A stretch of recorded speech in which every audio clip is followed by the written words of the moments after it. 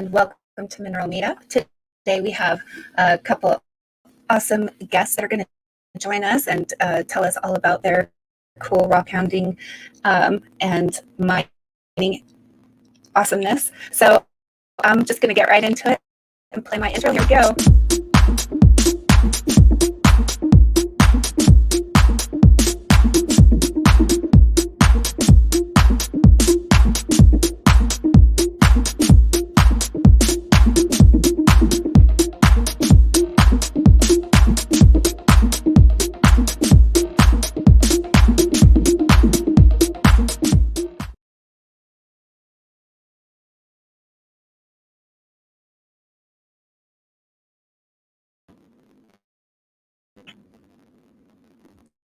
Oh my gosh.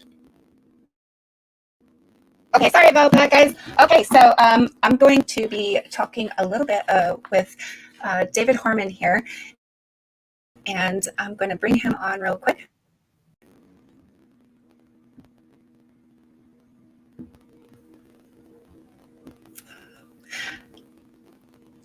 How's it going? Hey, there you are. Glad to have you with us. So I would love it if you would just give us a little bit of information about you.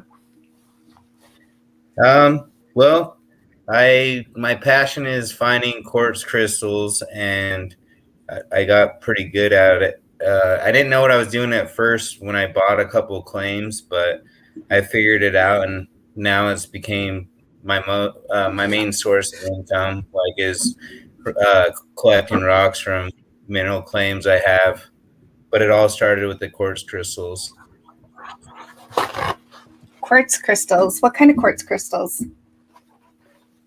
Smoky quartz crystals mostly. That's what I started with, but not that many people knew or know that Utah has awesome quartz crystals. Like I had no idea we had things like this. Oops, sorry, getting used to this.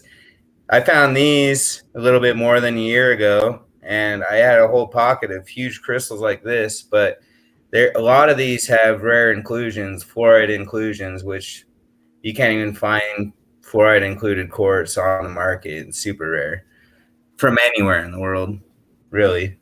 So I have a few different types of rare inclusions in quartz crystals I've found, but my passion is just finding the crystals themselves and then finding more about the rareness of them. That's just an added bonus. Awesome. I love to hear that. So how long have you been doing rocks? Well, I started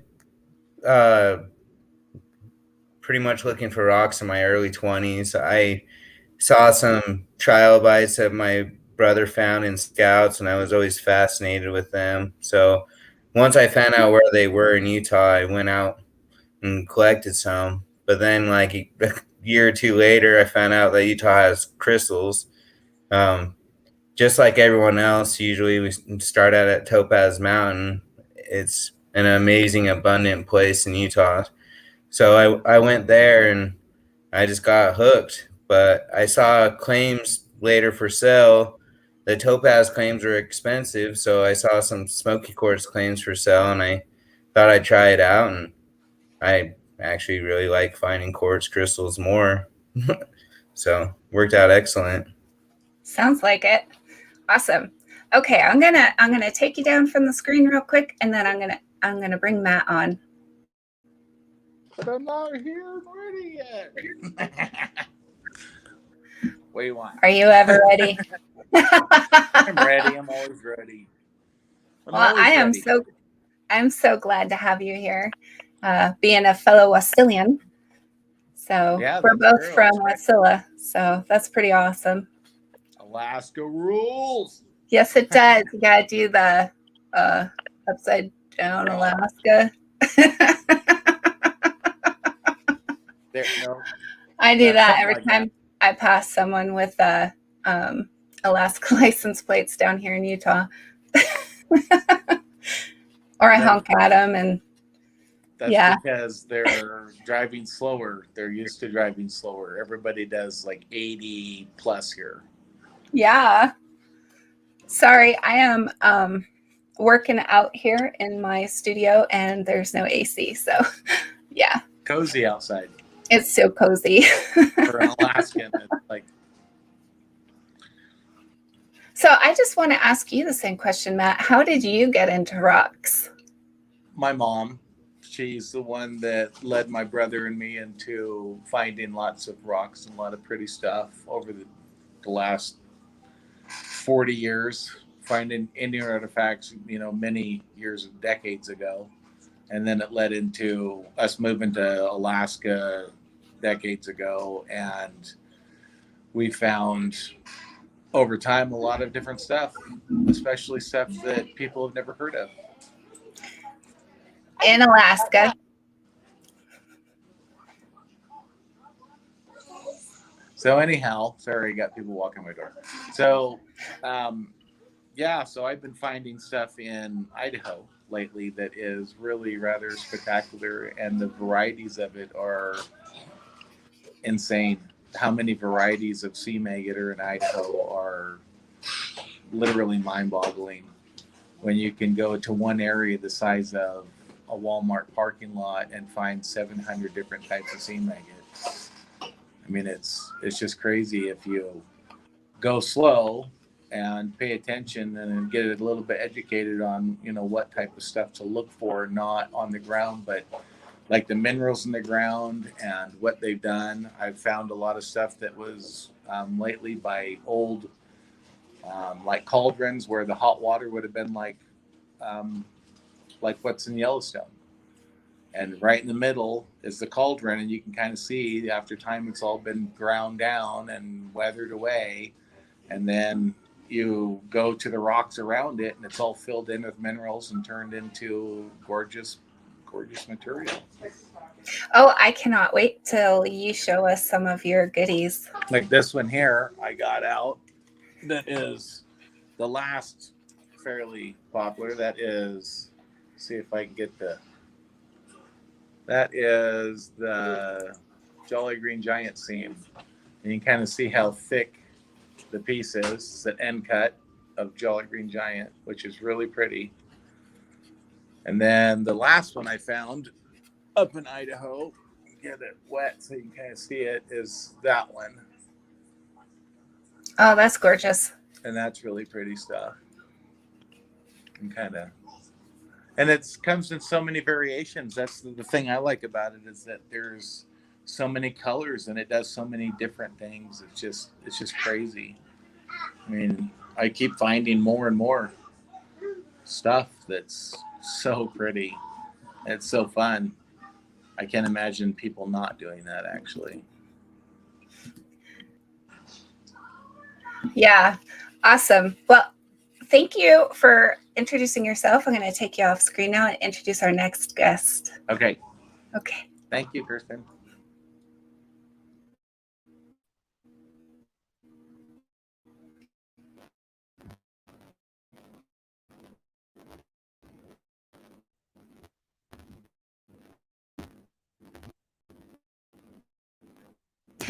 I'm going to be bringing on David Leaton in just a second. Making me dizzy here, Kirsten. There we go. There's a little bit of a lag here. I think I'm having internet issues. So, oh, okay. I think I hit the button like 10 times. One of them I was see sick. I'm in the show now, but we're having some sound difficulties, and Hold on, Dave, you're not quite on. Okay. So as I said earlier, the internet across the country and in some parts of the world are having problems. So there we go. Hi, Dave. Hello. That's Glad to better. see you. Welcome aboard. Yes, thank you. It's making me a little dizzy popping in and out there. Yeah. Sorry. Yeah, technical difficulties. So how about you tell us a little bit? Yeah. How about you tell us a little bit about how you got into rock hounding and the rock Well, hobby? it probably honestly started when I was about 5 years old, and I threw the first rock in the canal where my dad was bluegill fishing in California. That probably was a real sign that something was going a different direction in my life. And because I thought rocks were the greatest thing. But quite a few years ago, about 25, 30 years ago, my dad, who's almost 80 years old now, was doing lapidary work in Eastern Oregon. And Eastern Oregon and Idaho is one of the greatest places in the U.S. to go hunt rock. If you want to get into lapidary, there's about every type of jasper, agate that you could think of, all kinds of mineral. We go to Sucker Creek. They've got the Owyhee mines there. They've got the Bruno jaspers. And so he really got into those. I lived there. I had computer repair stores at the time. And so I went to an auction and I helped him buy his first 18-inch saw. He'd gotten into this through someone that he knew, and I got to watching what he was doing. And him and my mom, they would go out every weekend. They were out looking for rock somewhere. And I really got the bug back then. I didn't have a whole lot of time to do it. Things progressed. We moved over here by Salem. My mom passed away and my dad got remarried and moved to Mississippi. And he called me one day and he said, "Hey, we're going to come out and visit everyone." He said, "But I've gotten where I can't see to do this anymore. Do you want my lapidary equipment, all the stuff that I've got?" And I said, "Are you kidding?" Of course I want it. You think I'm going to turn that down? I mean, it's my right anyway. I'm the oldest son. You should have just offered that to me. Yeah, I'm giving him a hard time. So he did. He loaded everything that he could get in his motorhome, came out here. I started doing some cabbing, started tumbling. It got me out into the beaches and the rivers again, like I did when I was younger. So my friend Jeff and I, he is vice president of our Autism Foundation. We hit the beach as often as we can, or the rivers whenever we can. We're both disabled, so getting to do the heavy duty stuff, we go to a lot of shows and we buy a lot of the material that we pick up. But cabbing is my passion. I love the rock. I love the mineral. Cabbing is my passion, and I make a lot of pop sockets. I make a lot of bolo ties, stuff like that. So it's how I fill my time when I'm not busy doing something else. Yeah, it's a great way to fill your time. Absolutely. Is there a business or a plug you'd like to make? I do. We run an autism charity called Rock Tumblers for Autism. Of course, that's our Facebook group. Our registered name is Cogwheels for Autism. And what we do is we raise funds and we buy rock tumblers for kids who have autism. And so I'm a special education teacher. Just something that I fell into when I started tumbling myself. I thought this is a great way to get kids away from the electronics, get them outdoors. The communication difficulties, the socialization difficulties. And we found out it actually does work. We've had a lot of reports from parents. This last year, we've sent out about 18 lower tone rock tumblers. We're hoping here before long, Highland Park Lapidary will finally have the motors in for their new line of tumblers. We're going to start using those as well. And so then, of course, Kirsten is a part of that. She admins for our groups and gives us plugs when she can, tells people what we're doing. That's really appreciated. It's a great thing. And but it really gets these kids into a science and technology. It takes them somewhere away from the electronics where their mind begins to dwell on what might be in a rock. They really get impatient to tumble it, take the outside of it off so they can see, or to cut one open to see what's inside. And matter of fact, I just had a young man brought me a carnelian agate, a small one, and it was really rough. And his dad asked me, he said he would really like you to work on this and see what you could do with it. And I spent about an hour and a half grinding and polishing, finally got that done. And you could actually see the fortifications in it when I was finished. And he thought that was the greatest thing in the world. Now he wants to go out rock hunting all the time. That's awesome. It's key. Helping kids. That's the best. All right. I agree. Well, now that everybody's been introduced, I'm not sure what happened. We've lost one of our guest hosts, but I'm going to add David back into the stream. There you are. How's it going? So how about we open this discussion and talk about what one mineral, if you could mine one mineral, what would it be? That's a tough one. I always would say quartz, but being in Utah, it would be nice to mine some big red barrels, of course. Barrel's fun. Yeah. How about you, Dave? You know, I'm really into the jasper and the agate more than anything else. I would love to be able to go to Sucker Creek this year and just go pick up the random jaspers, go pick up the thunder eggs that you can dig out of areas there. They're beautiful inside. There's a lot you can do with them. You can either slab them, you can break them up and tumble them, just cut them in half and polish them. And but I am a jasper fanatic. So anything that I can find where there's a jasper, that's where I want to go. Got it. And I think I don't know what Matt's answer would be, but I'm gonna step aside from the camera for a second and let you guys talk so I can find out what's going on. Okay?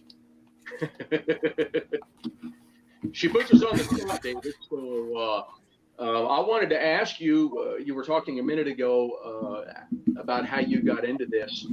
And I find that most people who are doing lapidary or who are really into rock and mineral, they're not educated geologically. And I think I've taken one class. Have you taken any classes in geology or do you think they would benefit you in what you want to do? That's a great question. I haven't, but I feel like when you're doing any of this, the more educated you are, the better. At least understand what you're seeing in the earth. But I have an old saying that honestly, there's not too many geologists out there finding that much. So they have education doesn't mean that they have the drive to go put that in to the earth and find something rare, unique. So, but in the community, we need everyone. So like I have a lot of resources as far as geologist friends and stuff too. And I hope none of them get offended when I made that comment, but yeah, I would be rare to see a geologist have the knowledge and the drive for finding stuff too, but it's there. But I'm finally starting to get appreciation and try to be more rounded with other rocks. I started my company last year, but most of my stuff is going to the Wandering Stones. They have a location in Pleasant Grove, but I've been filing more mining claims as far as for lapidary type rocks because it's hard to make a living off finding quartz crystals. You know, it supplements my life, and it was always my passion and a hobby. But as far as trying to make more from it, you need an abundant material to mine and process or whatever. So I've been branching out. I have a claim that is in Utah County for common opal. Pretty cool material. I mean, a lot of people would maybe argue that it's along the lines of jabberish and stuff. But I don't know, let's see. Here's an example of a tower that I recently made out of this stuff. It's got a wide range of different colors.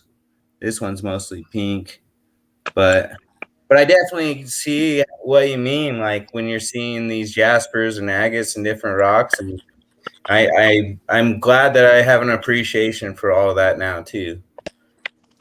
Really cool.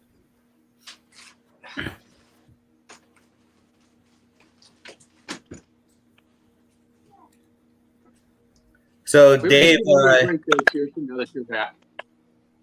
Dave, you said I know you have that Facebook group and the rock tumbling thing. Do you sell your cabs, or what else do you do with rocks besides the charity?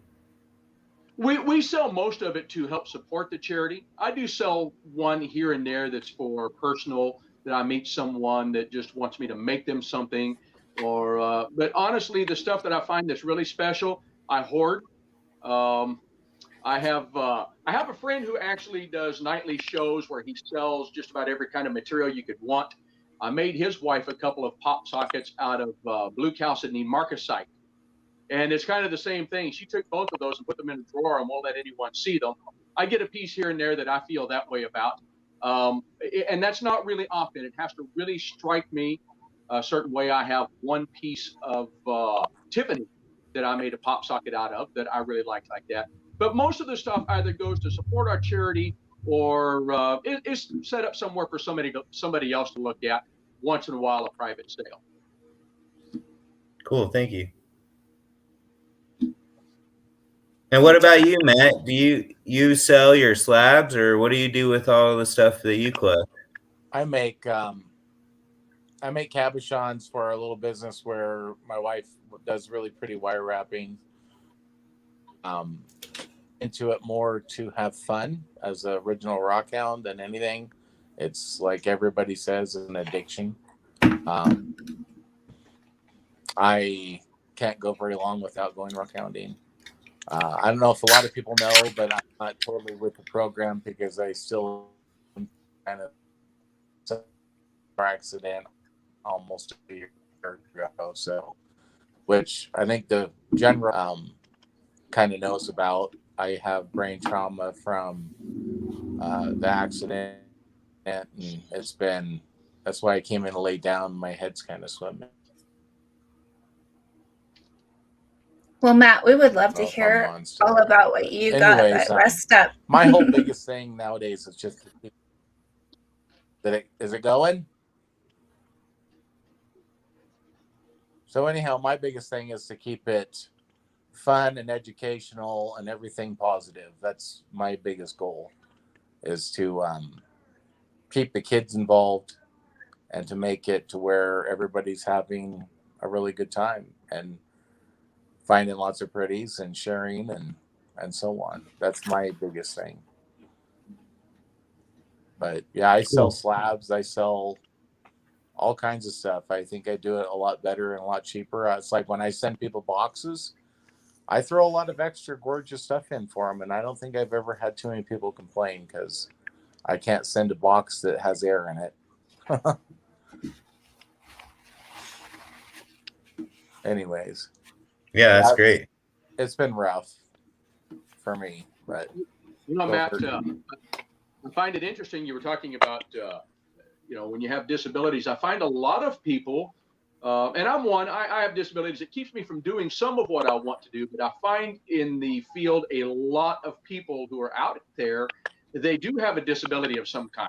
Bad backs, bum knees. They have fallen and broken an arm or a leg. Kirsten's one of those, and she and I have done some things together, and we were kind of comrades in arms over what we weren't able to do that day.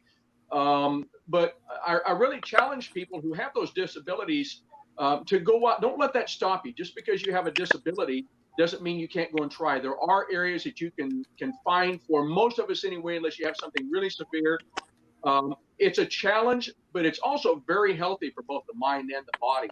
And it's very rewarding when you go out and you find something that you found on your own, and it was really tough because you had to overcome a barrier to be able to go and do it. And that's what I do with my students the same way. I teach special education. I'm always challenging them. Don't let anybody tell you can't do this. And so I like the way that you put that, about being able to go out even though sometimes you don't feel like it or feel like you're not able. We still go and do those things. It's a great challenge.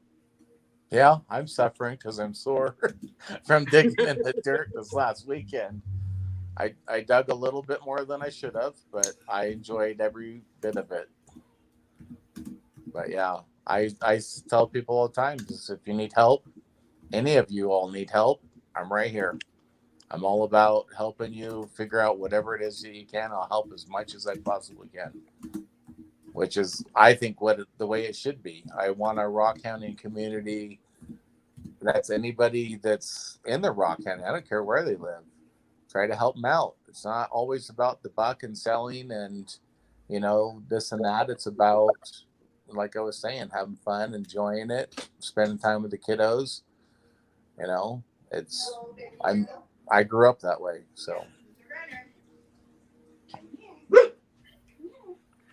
Anyhow. Well, Matt, I did not hear anybody ask you. We shared what our favorite mineral or crystal or what our favorite material was. What is yours? Mine is probably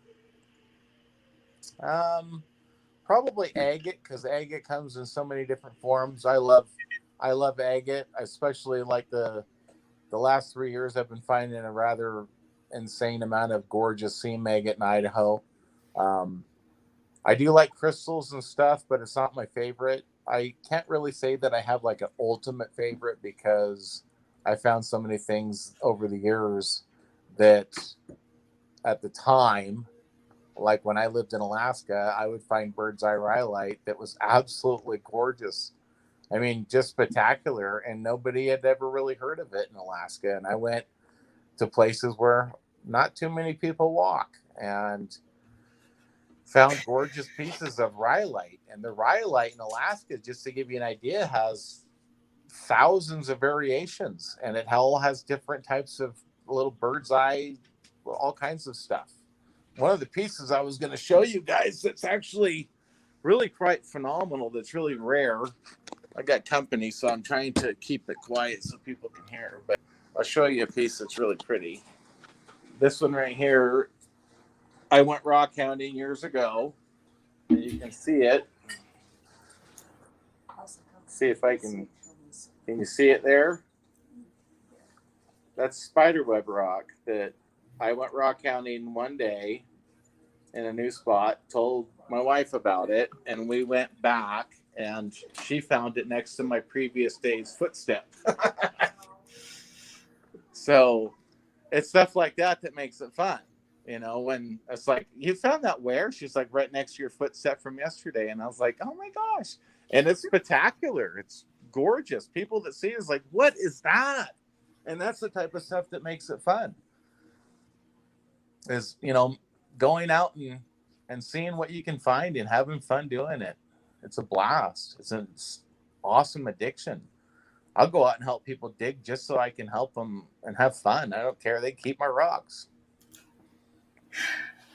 I remember one time I was going back home to Alaska, and my parents have a hunting cabin in Trapper Creek, but at this time I was 100 pounds heavier than I am now and completely unable to walk far. And I asked Matt where he would send me, and he sent me out to the boonies out in the middle of nowhere into bear country, which I don't have a problem with, but yeah, so I can verify he likes to go out where no one goes. If you can walk there, Kristen, it's not that far. Did either one of you do any thunder egg digging in the beds that they have in Alaska while you were up there? Oh, yeah, I got a video of where you go to the Mary Carey claim, which is all the way atop of Boulder Creek, and it's rather hard to get to. You got to take about a 20-mile four-wheeler ride that is a no-joke scenario many times over, and you hike another several miles up into the actual depths of the mountains, which is very steep and it's hard going, and there are thunder eggs literally everywhere. They're the biggest thunder eggs out there, which is all through the creek, range from 3 feet across to 11 feet across. And they are just absolutely mind-boggling gorgeous. There's so much stuff up there. It's just crazy. But that's why it's still there, because you can't get it out. What I find interesting is that Mary Carey is someone that is in Alaska lore. So after this is over, you should really look up Mary Carey in Alaska on Google. It's quite interesting, her story. You know, that made me think, Kirsten. Sitting here, I watch all of these shows. People are up in Alaska and different places. They're finding jade. They mine for gold. They mine all kinds of things. I think we should all get together, honestly, and we should create our own show where we can slab giant thunder eggs. I think they're awesome. And I love a good thunder egg. I think that would be such a great thing to see the inside of an 11-foot high thunder egg. Yeah, I've seen it. The ones that are in the creek are broken half, and they have the most spectacular leopard jasper with the purple little crescent moon crackles all through it that are just absolutely breathtaking material.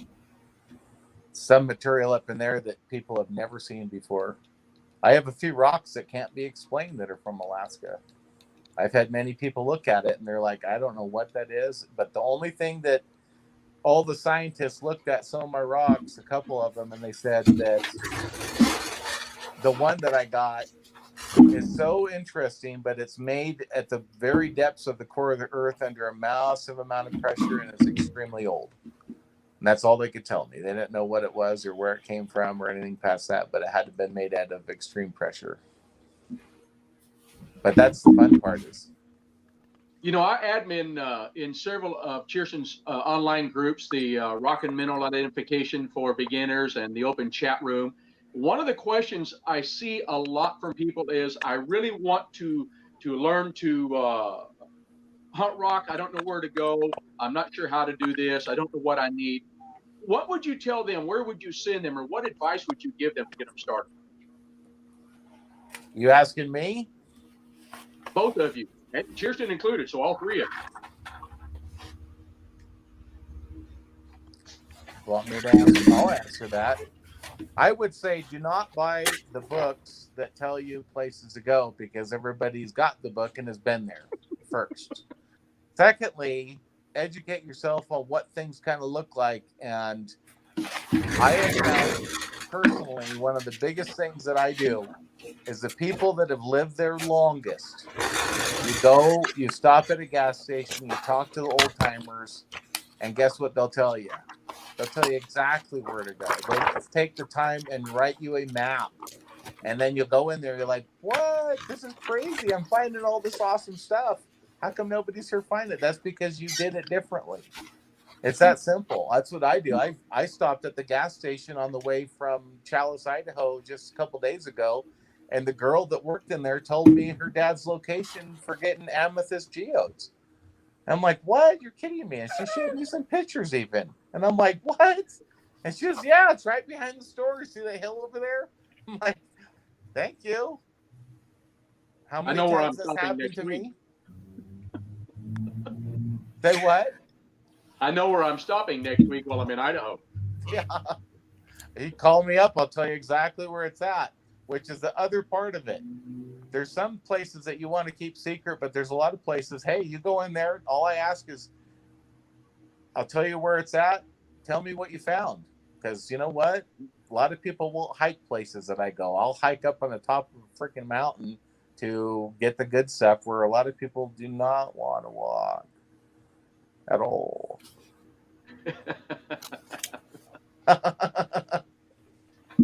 I'd love to hear what David has to say. Well,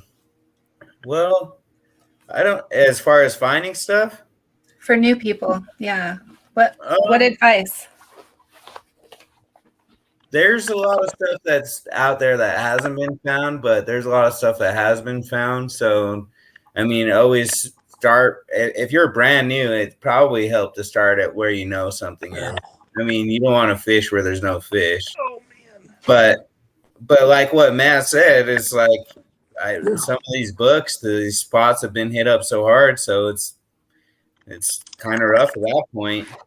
And a lot of the places I go, I'm just like, man, I hike farther than most people want to, and so like I just put in the legwork and figure it out. But as far as smoky quartz crystals, you have to learn the minerals that are associated with what you're looking for, and you look for those indicators. And if you don't know those indicators or what you're looking for, you won't really find smoky quartz unless you find one just on the ground. You know, unless it's like yelling at you right in your face, you won't know what to look for because they're hidden in plain sight. Or 2 inches underneath your feet.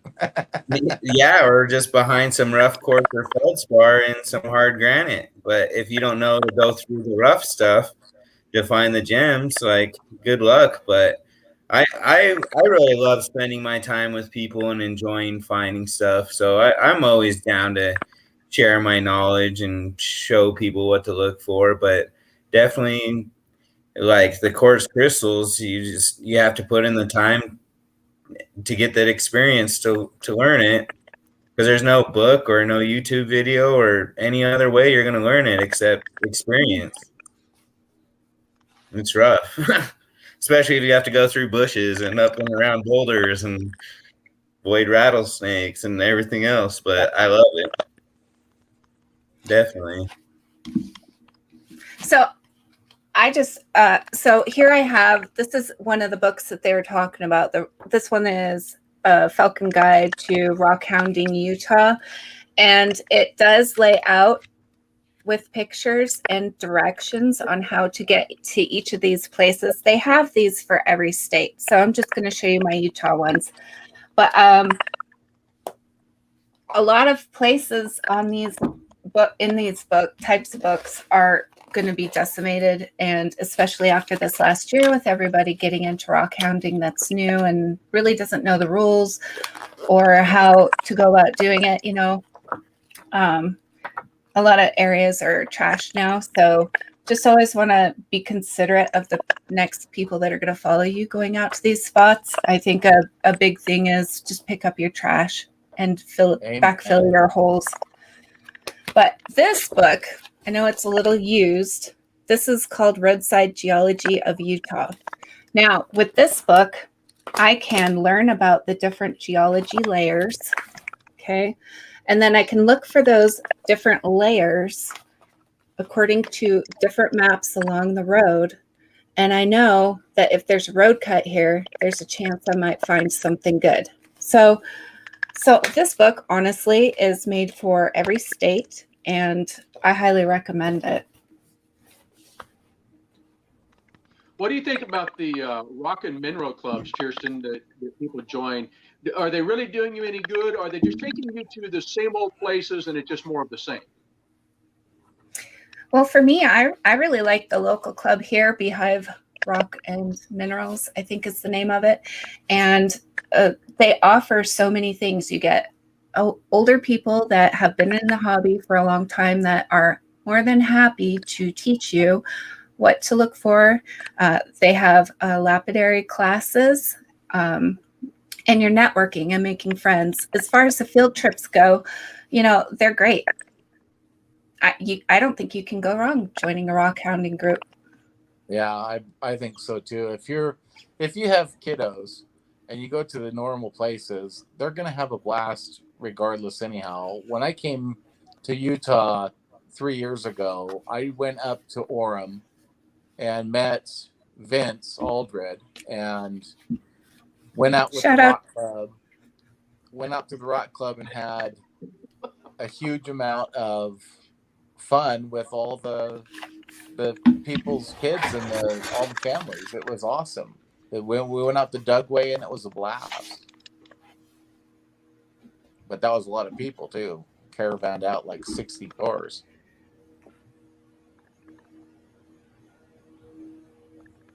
Now, Matt and David, you go to all of these places. One place I really want to try and get to go this summer is Glass Butte. Have either of you been up there? I haven't. Where is that? That's in another state, right? Yeah, that's over here in Eastern Oregon. It's a really popular place to go pick up obsidian. They have, I don't know, 10, 15 different types of obsidian up there. I understand. That's where the rainbow obsidian, right? Pardon? Rainbow obsidian up there? Yeah, rainbow obsidian, fire obsidian. They have, of course, the mahogany and good old black obsidian. They have, I believe they also have the sheens up in that same area. And I have some of it here that I have bought, or I've had other people bring me who have been there, but I haven't got to go yet. So I'm hoping somebody could tell me just what you really do find out. I see. I have a claim on some obsidian here in Utah in the Mineral Mountains. Obsidian's fun. I definitely have an appreciation for it. But yeah, I've heard the one you're talking about. I heard that's like the best obsidian spot in the country. So that would be amazing to check out one day. every summer I say I'm going to get to go. Something always comes up, usually a fishing hole that I haven't got to try. Rocks can't be everything we do, right? Or can they? It can be most. No, you got to keep it so that you enjoy it. You don't want to burn out on it, for sure. Yeah, I it's don't know like about you one of the- guys, but my wife and kids get a little disgusted if I take them somewhere and there's any kind of a rock bed around or out on the river. I always get distracted from what they're doing with looking for, even digging through the hotel's parking lot rock beds. That's funny. That's funny. There's a new gas station in town, and they laid down the most beautiful yard rock. And, I always ask permission, and they always say yes. So no harm, no foul. Kirsten, where's your place to dig? What do you like to go at? Oh, right now I have a secret spot behind my house. It's about 20-minute drive, and I get jasper, agate, and dendritic opal. So it's a really cool spot, and it's all just, you drive to it, you park, you bend over, and you pick them up. So no digging. It's the best, and nobody You mean goes the there. spot that we were supposed to go? Yeah, next time you come out, I'll take you. I promise. Well, sometimes things just don't work out that way. And dendritic opal, that's one of my favorite. I'm gonna see if I have a piece to show off. I found a place down in Burrow Creek, Arizona that has absolutely gorgeous dendritic brecciated opal. It's just breathtaking pretty. Burrow Creek is my favorite stuff on the planet. Oh I have my an God. entire box of purple damsonite. Oh, I can't get enough of it. Now, Matt, is that Burrow Creek, that opal you're finding down there, does it have the same characteristics as the Burrow Creek jasper? No, it's not. It's not so much jasper or silica in it as it is kind of like. It's definitely. I don't know how to explain that. It has so many different colors, and it's been so disturbed by I want to say a very long time, along with earthquakes or something, to where it has almost like it's orange peels that have dried. And it has the pretty colors, and they're all stuck together. So I'm not sure how some of those chunks form, because you could be digging in a hole and 2 feet over find something that's considerably different looking. So that whole top of that little hill that I found there, somebody had mined it many years ago in Burrow Creek, and it's just loaded with just gorgeous stuff. I've told several people about how to get there. It's not far off the beaten path at all. You can walk there. Okay, so I don't know how well it's going to show up in here because I'm not on my 4K camera. I'm on my computer camera, but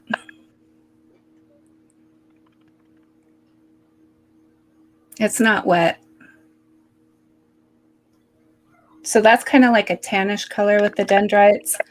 And Just then lick it, we can see it better, Kirsten. oh, it's already shiny, so there's really no point to licking it. And then I got white, which is potch opal with the dendrites. It's pretty awesome stuff. You lick the rocks. We all do. Oh, I do lick my rocks. And they get a full bath before they come in my house too. I've brought in so many black widows that I kind of learned a lesson. Just right in the bucket, soapy water, kill them all. Great question. What's the weirdest thing you guys have ever found while rock hounding?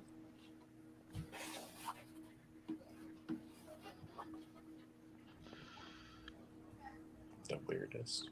Well, I don't know about weird. I have found some strange formations. Let's see if I can grab this one here.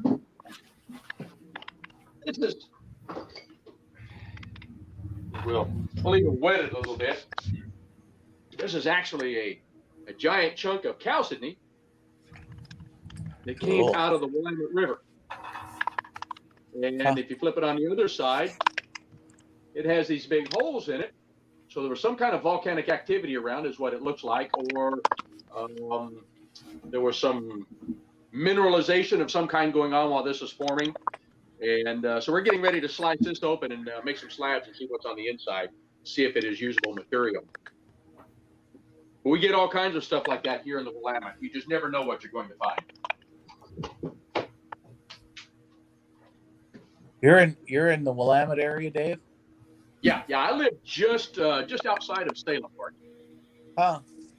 That's funny. I used to live in McMinnville for quite a while. I'm 19 miles from McMinnville. Yeah, I know. Huh. Yeah, it's been a while.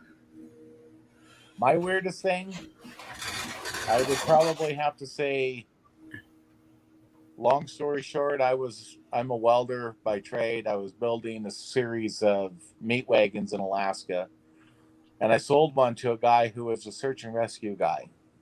And he told me that since I was a rockhound, he led me to some information about, and this is what he told me. He says, you go to this valley, it's out in the middle of nowhere, and there are these rocks that are all over the place that look exactly like you took a giant, big brown rock. You take spray adhesive and you cover the whole rock with spray adhesive. And then once the spray adhesive's on there, you dump Cocoa Puffs all over it. And that's what the rocks look like. And I was like, what?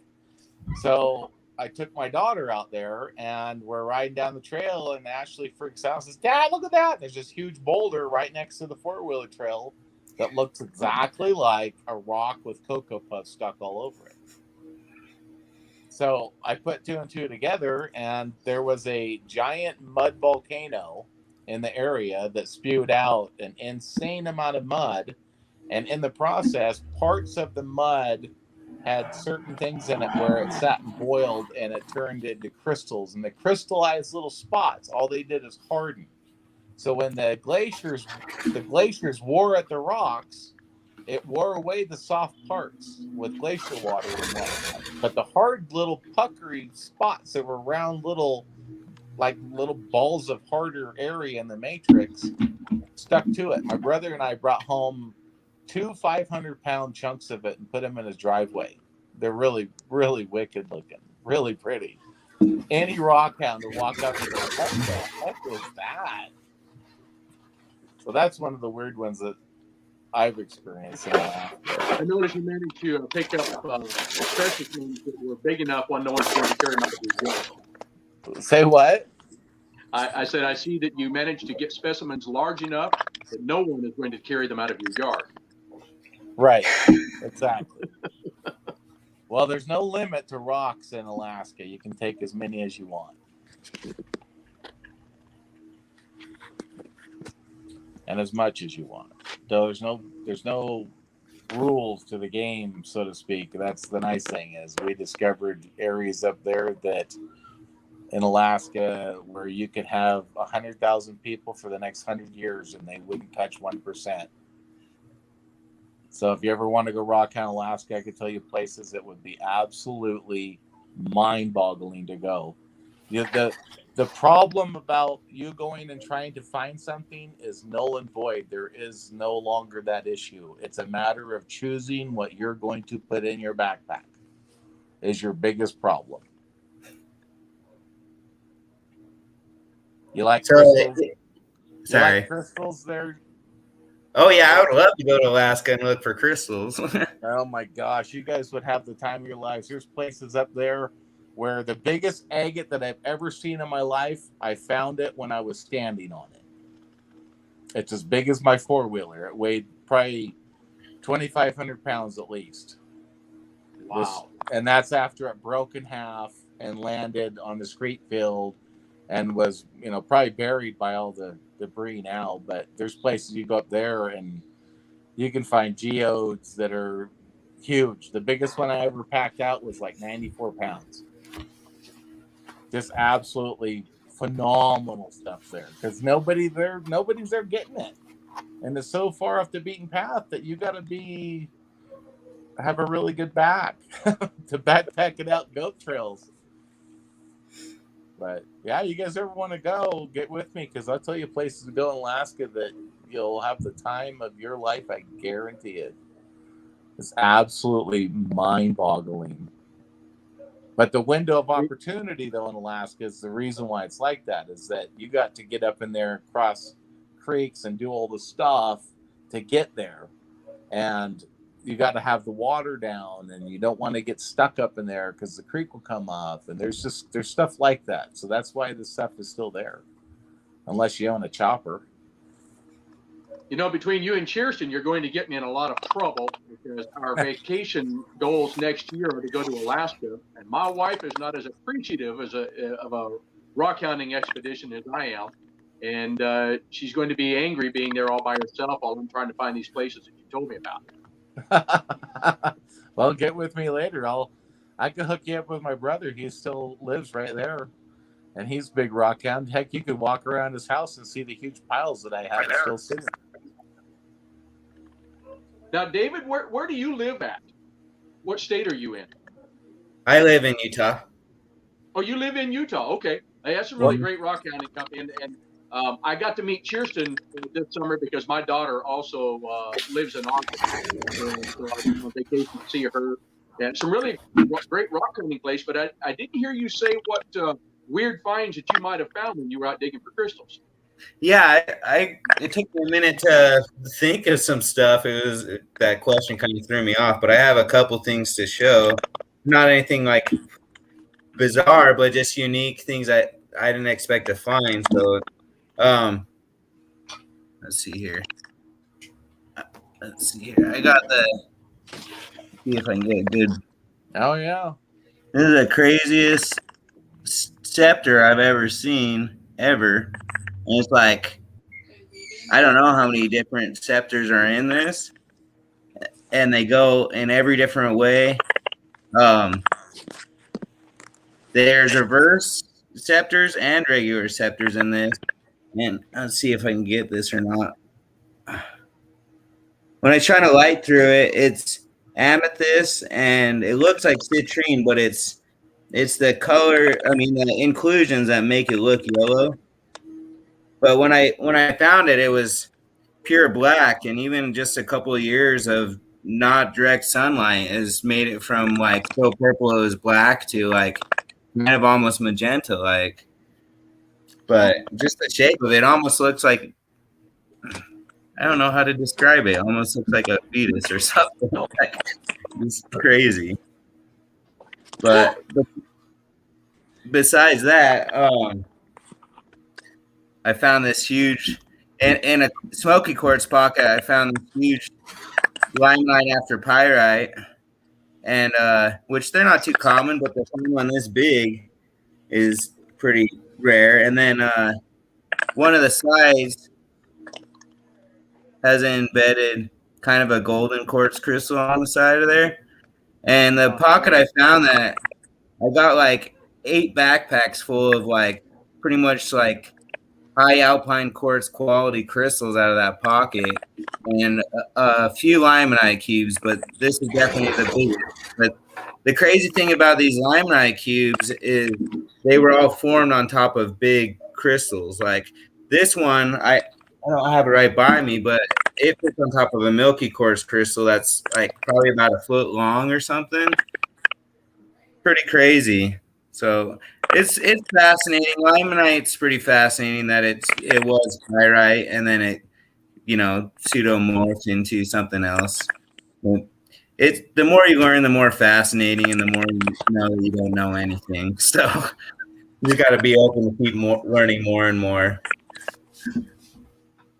But yeah, I love it. It's a passion. I'm gonna let you guys go because I got to do something, so I'm gonna say goodbye. Okay, Matt. Have a great night, Matt. Thanks, guys. Thanks, Kirsten. Love you. As curious, Kirsten and David, do you guys ever look into the science of the rock and the mineral that you pick up, as far as the compounds, the chemical compounds that are in it? Do you ever look into that and study up on it? I do for sure, 100%. I like to know what causes different colors for Mhm. the different minerals, and then I also like to know about the geology of it and how it was created. I think it's important to know, especially if you're going to do lapidary work with material, because Agreed. some things can be pretty toxic to work with. So it's important. And I think that's a double-edged sword right there, Kirsten. There's some things we need to know whether it will harm us and be careful of it. We also need to know if we're being too careful and we're avoiding things that we could easily work with that are really good.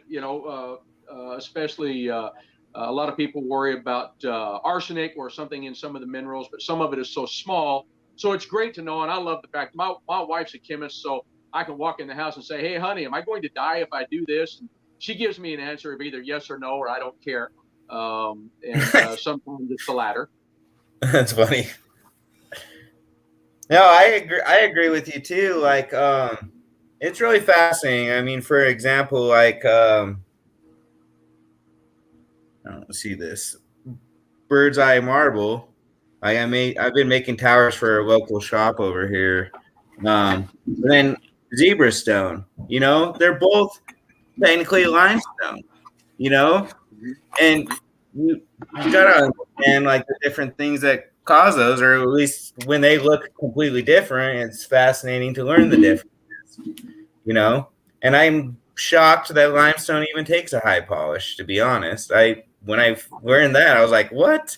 Like, no way that petrified mud takes a polish. Yeah, not all of it will, but if it's a fossiliferous limestone, the kind that has the really nice fossils in it, crinoid stems, yeah, it's highly silicated and it will take an absolute beautiful polish. And that's one of the stones I recommend my students who follow my Dremel lapidary to work with, that or fluorite. Because it's fast, it carves, and it takes a polish by the time you're at 1200 or so. Yeah, both. I'm surprised with both of the bird's eye how easy they are to polish. The zebra stone, you can't even break that with a hammer. You can cut it and polish it like butter. That blows my mind too. But that stone's got a lot of heavy metals in it, and because of there was something to do with the water in the lake here and hot brine water that caused metals to form in different layers of the limestone. So it's unique, and it also blew my mind that the zebra stone that's like, there's of course a few different types, but the main zebra stone that's out there, it's all from here in Utah, and it's shipped to China to be made into a million things and then shipped back. Like, crazy. It blows my mind, just even the whole exchange of all the rocks. Like, I bought red beryl from a guy in Canada, Of course, it came from Utah, so it went from Utah to Canada, or maybe somewhere else besides that along the line, and back to Utah. It's awesome. Yeah, Really. I gotta love the internet for that. Yeah. Oh, it definitely has progressed a million times with the internet, for sure.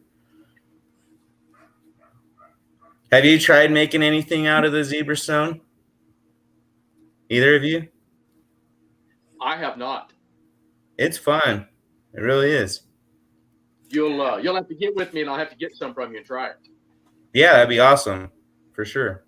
Yeah, I don't have any, so I'd love to get some too. Yeah, I'll have to get some to both of you guys. So yeah, absolutely. For sure. It makes it so it's fairly easy to cab. Then you can shape it and not have to worry about. Is it something, David, that when you are shaping it, does it chip easily? Is your girdle easy to keep in line? Your edges?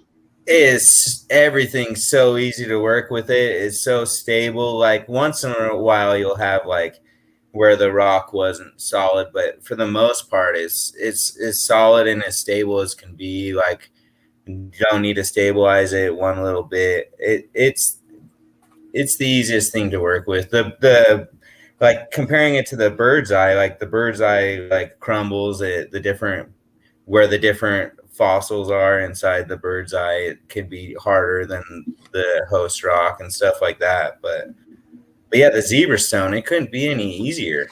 I'm shocked. It's just like Kirsten said, like polishes under, you don't need to take it to a high grit to get a really fine polish on it. I can make a cab out of it in minutes. Once it's roughed out, I can polish it out in minutes. It's so easy. You can also bring it up to about 800 and then acid polish it. Oh yeah, I didn't know that about it. Cool. I talk about that in one of my YouTube videos. So pretty much calcites or limestone does take a good polish. And especially if you bring it up to 800 and really smooth it out beautifully, it brings it into a very high shine. Yeah, you bring it to that level and then do it. That makes sense. Cool. I watched one of your videos. I want to say it might have been making a sphere or something that you did that process. Or I watched one of your videos. I saw that. Yeah, Cool. Thanks. That was my worst video I ever made. That's hilarious. Well, since you brought up the acid polishing, tell us a little bit about what that is, Kirsten, and why. So the acid polishing, you're going to use a diluted muriatic acid. And depending on how big or how refined it is, you're going to place it in there. In my video, I used toilet bowl cleaner. Lysol toilet bowl cleaner has muriatic acid in it. And so I just put it in there. But one thing, if you've never worked with chemicals before, study up and learn, because there are combinations like never try to polish with acid pyrite. You can kill yourself.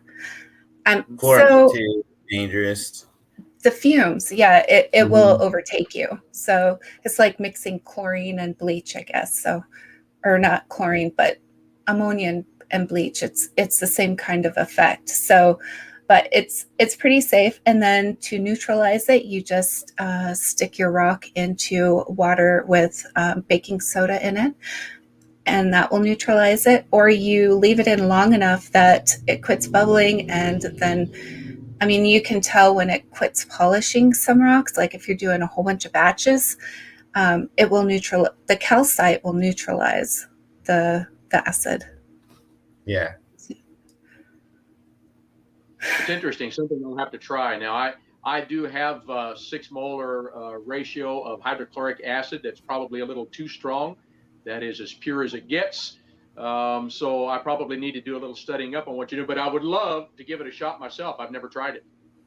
Yeah. So it's just a diluted version of that. So, and then you would dilute it again even more once you get that. So yeah, you can totally do that.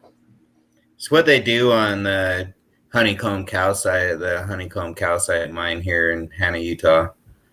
So yeah, I do have a video about the mine. I went there and did a tour, and Jeannie and her husband, they showed me, behind the scenes, everything, and it's fascinating. And they do acid polishing on large scale. So very, very cool. Now, is that really the reason for doing the acid polishing versus polishing the traditional way with a diamond wheel or something? Is because of the size of it, or is it for softer materials? It's calcites and limestones. Anything with calcite, it takes 5 minutes. So you cut it, make sure you don't have a lot of scratches, because the scratches will show. Like deep scratches, I'm talking like taking a nail to it and gouging it out, it will show. But if it's smooth and you don't have to bring it up any higher than just cutting it, and then you stick it in the acid, less than 5 minutes, it comes out polished, ready to go. So it's just a time saver. Someone sent me home with a giant chunk of pinkish calcite, so I'll have to practice on some of it. Awesome.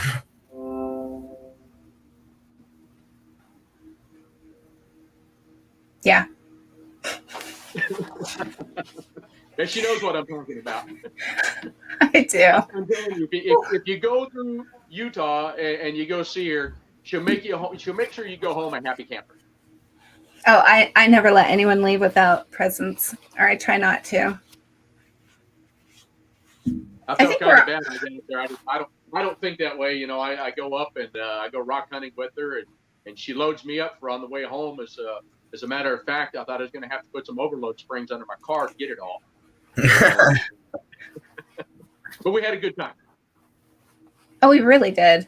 Yeah, we went down to Tyree Lamp's shop. That's Yeah, right by down my there. house. Yeah. Oh, really? Oh, I'll have to stop by next time I come down Yeah. since I can travel that Yeah, far. it's way close. Like you turn on my street, if you keep going straight, the road turns and then it's his road. So real close. I take Yeah, it you go over there soon. I've been over there a couple times, but I need to go more to go check out when he's in progress on some of the dinosaur bones. That's fascinating. He's Yeah, always I'd getting love- more new stuff too.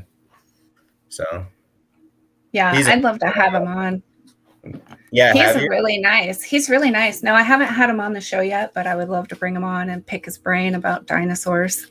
anything about the rocks. He knows it all. So yeah, he's found bigger smokies than I have. So This is a piece of his dino bone here that I got from him. When I first started doing this, I saw him on a Jim Bone, what was it, Jim Bone Lovers, I believe it was, group. And I saw him on there one day talking about dino bone for sale. And so I had him send me 10 pounds of it. That's a piece of what I got out of right there. This actually is pyritized. So this has pyrite in some of the cells. oh, cool. That was really great because this was some of the less expensive material that he was selling at the time. Of course, you don't get it like that anymore. It's the last couple of years, it's really gone up in prices. But he has some great Jim Bone over there. Oh yeah. Yeah, one of the things about pyritized dinosaur bone I know is that it only comes from Russia. Oh, that's awesome. Really? I did not know that. Yeah, they do have a pretty big industry as far as pulling out that. Well, I think we are just about out of time, so I would love to give all of my guests here a chance to plug their businesses. And let's start with Mr. David Horman.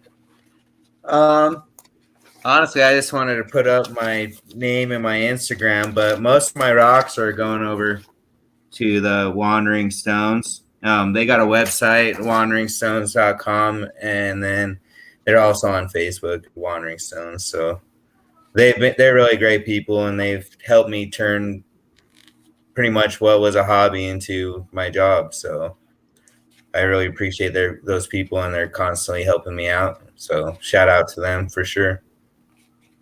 And if you haven't been there, Kirsten, you should check it out sometime. Yeah, where are they located? It's in Pleasant Grove, and I'm pretty sure in the future they'll have more locations. They've been talking about it too, so maybe in the future there'll be one closer your way. So That sounds great. I'd love to check it out. cool. Thanks again for the opportunity to be on here. Absolutely. I'd love to have you back. Okay, I'm going to go ahead and let Dave talk. Thank you, Kirsten. So most of the work that I do is for our autism charity, and we buy rock tumblers for children who have autism. And so if you go to our Facebook group, it's called Rock Tumblers, 2 words, Rock Tumblers for Autism. And one of the things we do, we make these really, really nice pop sockets for your cell phone. I make them out of all kinds of exotic materials. We also do make bolo ties, stuff like that. You can go to cfautism.org and see those. Come and join us. Love to have you in our group. Also, make sure and come and visit our groups at the Rock and Mineral Identification for Beginners, and also the open chat room under the same name. It's some of the groups that I admin for Kirsten here. Great groups if you want to learn, or if you want some new information, or if you like to try and teach people who need that information. Make sure and come over and visit those groups and come say hi to us. Absolutely. Awesome. Thanks, Dave. Thanks for being on today. Thank you.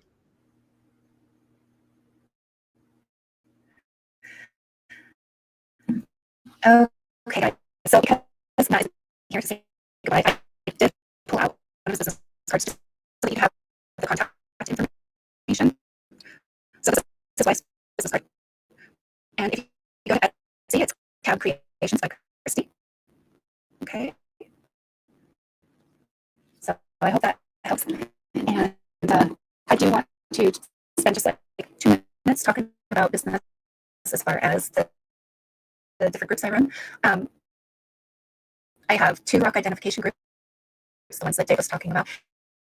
And then I also have a Dremel Lapidary group just for subscribers here. So if you go into the description of the video, there are links to all of the groups. And I do have 2 groups specifically for you guys if you're creators to join and sell from. There's no fee, there's no attached to anything, just follow the rules, and we'd love to have you. One other thing, I'm an author now. I write books. So I'm going to show them to you real quick because I don't think I've gotten a really good chance to do that.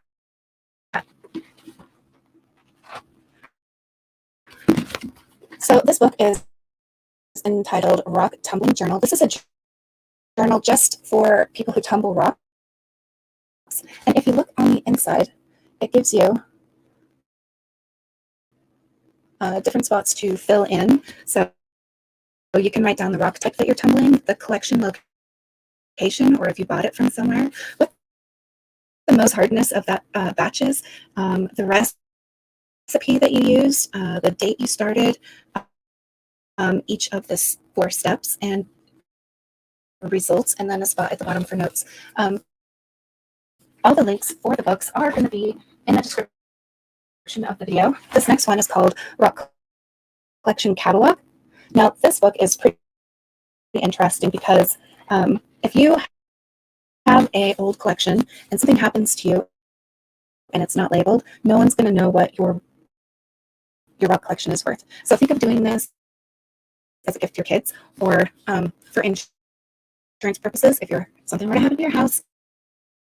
If you have this book, it's filled out, you have a spot where you can write your catalog number, middle name, the dimensions, what grade it is, your source location, and then approximate value, date acquired, and distinguishing features. And then at the very bottom, there is a spot for you to place a photo. So I highly recommend getting this book. Next one is Rockhounding Journal. This is a larger 8x10 size book, and it is blank. It's got lines at the bottom and a blank spot on top, so you can draw maps to where you went, what you found, and it's just a way to keep track of all your awesome rock hounding locations. And then I have one more book real quick.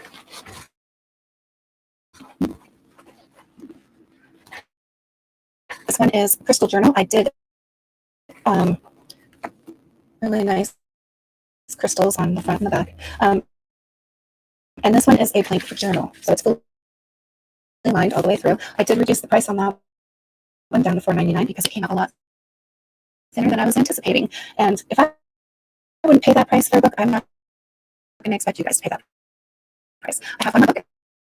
It's a Lapidary Journal, and it's very similar to the other books that I have here, and it does have the same interior as the Rockhounding Journal.